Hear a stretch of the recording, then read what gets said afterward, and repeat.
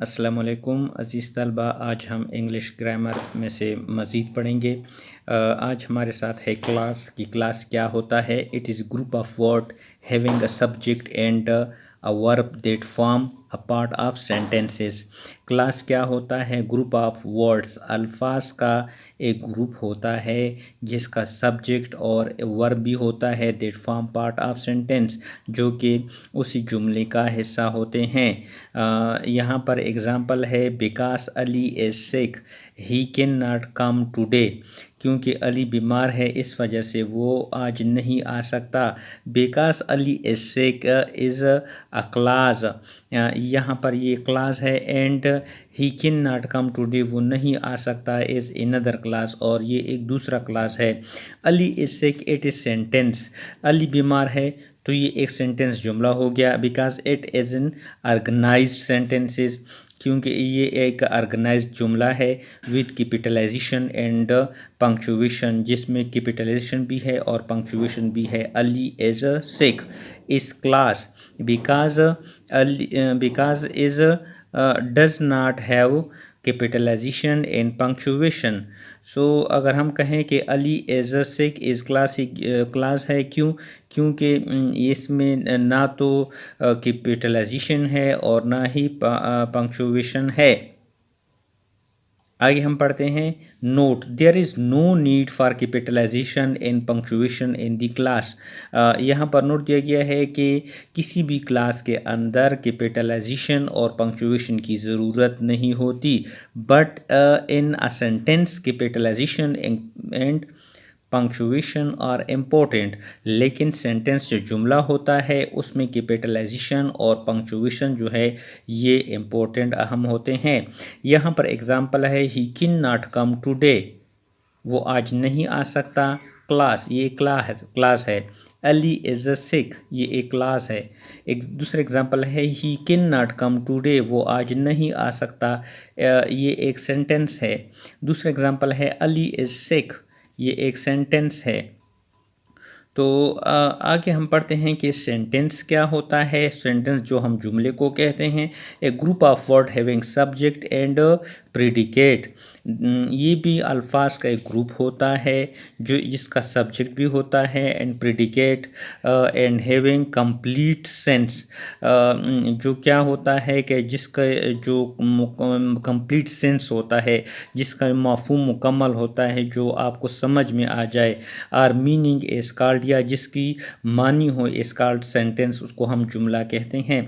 जुमला क्या होता है? अल्फाज का एक ऐसा ग्रुप होता है जिसका सब्जेक्ट भी होता है और उसकी मानी भी होती है, उसको हम सेंटेंस कहते हैं। एग्जाम्पल है अली इज़ फ्राम अफगानिस्तान। अली अफ़गानिस्तान से हैं। सो अली इज़ अ सब्जेक्ट, यहाँ पर सब्जेक्ट अली सब्जेक्ट हो गया। And is from Afghanistan is a predicate, और अफ़गानिस्तान से है इसका ताल्लुक़ है, तो ये इसके मुतालिक एक पेशनगोई है कि वो कहाँ से है। Note predicate is a term that include the verb and everything which come after the verbs.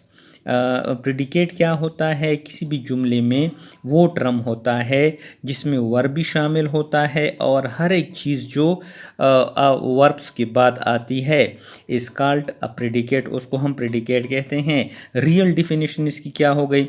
A part of sentence they talk about subject is called predicate. Prediction क्या होता है? पेशनगोई हम इसको कहते हैं। सेंटेंस किसी भी जुमले का वो हिस्सा होता है प्रेडिकेट जो किसी भी सब्जेक्ट के बारे में हमें बताता है, उसको हम प्रेडिकेट कहते हैं। एग्जाम्पल है he can not come today, वो आज नहीं आ सकता। सेंटेंस ये जुमला है। अली इज सिक, अली बीमार है, ये भी सेंटेंस है। आगे है लैंग्वेज।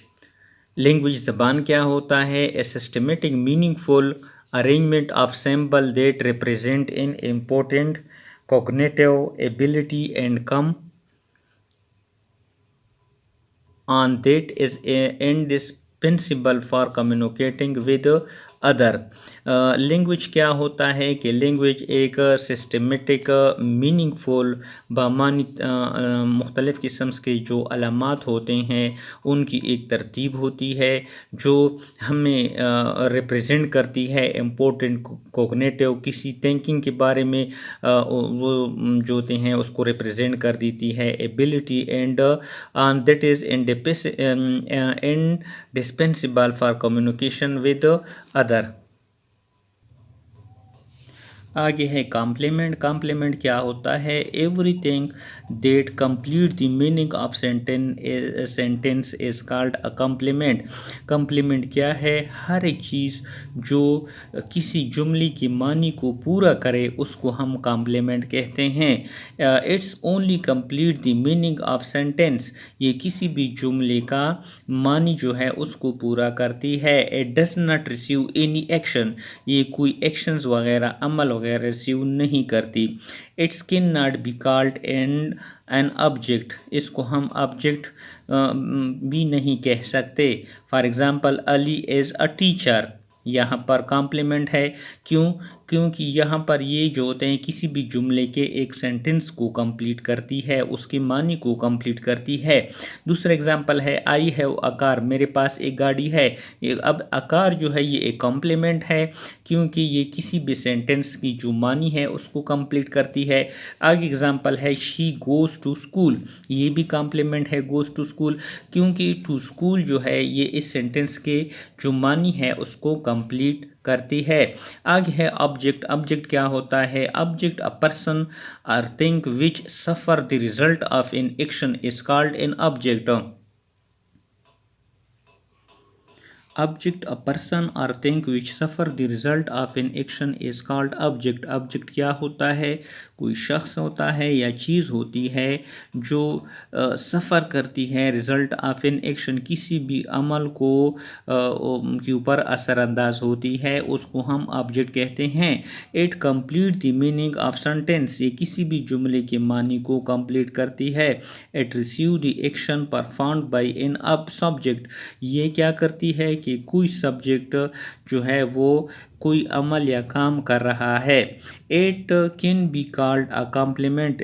ऑब्जेक्ट को हम कॉम्प्लीमेंट्स भी कहते हैं। For example Ali eats an Apple.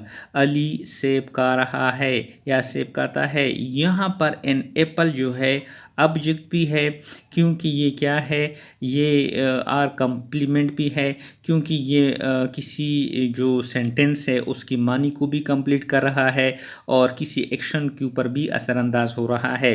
दूसरा एग्जांपल है आई टीच ग्रामर। अब यहाँ पर ग्रामर जो है ये ऑब्जेक्ट भी है और कॉम्प्लीमेंट भी है। क्यों? क्योंकि अब ग्रामर जो है ये यहाँ पर सेंटेंस के ऊपर असरअंदाज हो रहा है और सेंटेंस भी कंप्लीट कर रहा है। आगे हमारे पास है part of speech. Part of speech क्या होते हैं तो इसको हम आगे कंटिन्यू करेंगे।